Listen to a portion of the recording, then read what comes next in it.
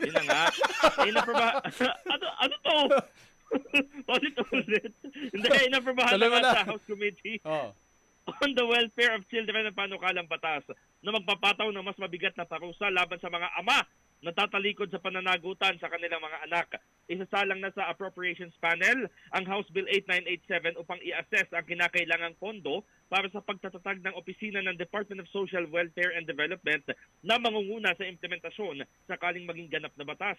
Bagamat nagpasalamat sa mga kasamahan sa Kamara, umapela si House Deputy Majority Leader Erwin Tulfo na madaliin na ang pagpasa sa panukala upang maparusahan ang mga walang pusong ama na hindi sinusuportahan ng anak at tuluyang iniiwan ng pamilya.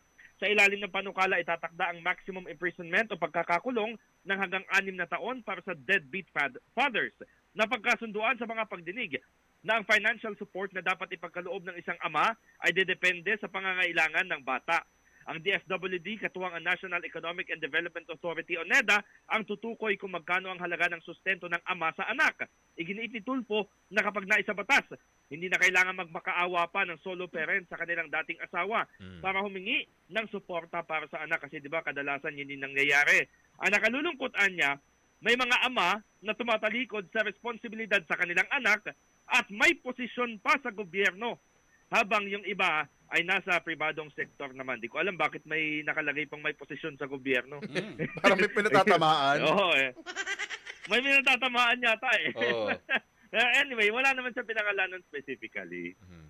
Oh. Name drop dapat, name drop. Pero, Name drop. Brigada Haji, ano pang mangyayari dyan? Kapag ang isang ama hindi nagsustento sa kanyang anak, automatic ba pwedeng ipahuli sa pulis, pwedeng ipatawag sa barangay? Ano pang nakasaad dyan sa panukalang batas na yan? Kasi ang nangyayari, kapag hindi nagsustento yung ama, ngayon ang nangyayari, punta ka muna ng PAO at saka mag-issue ng demand letter doon sa ama para magsustento. At yung batas na yan ay nakafocus sa mga ama o hindi kabilang yung mga ina naman na hindi sumusuporta sa kanilang mga anak? Oo. Kasi Brigada Ab, sa mga nakaraang pagdinig at saka doon na rin sa paliwanag ni Representative Tulfo kung bakit niya inihain kung paano kalang batas na ito, ang pinaka-target talaga nito actually ay yung mga hindi talaga nagpaparamdam na mga tatay.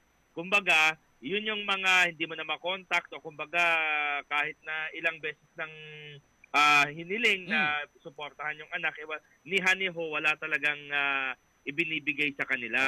Isipin mo, 2023 pa inihain ito, pero ngayon pa lang nag-appropriations panel.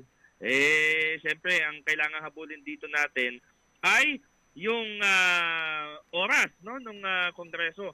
Ngayon, kung sa tanong mo na kung ito ba'y nakabase lamang sa mga ama, ito kasi yung title ng House Bill, no? An Act Ensuring Child Support and Penalizing Parental Refusal or Neglect thereof. So, parental refusal yung ginamit na termino. Pero yung binabanggit lang kasi talaga na rationale ni Tulfo ay yung mga ama, yung deadbeat fathers na tinatawag. Pero sa title, parang pwede sa nanay, lumalabas pwede sa na hindi ng tatay.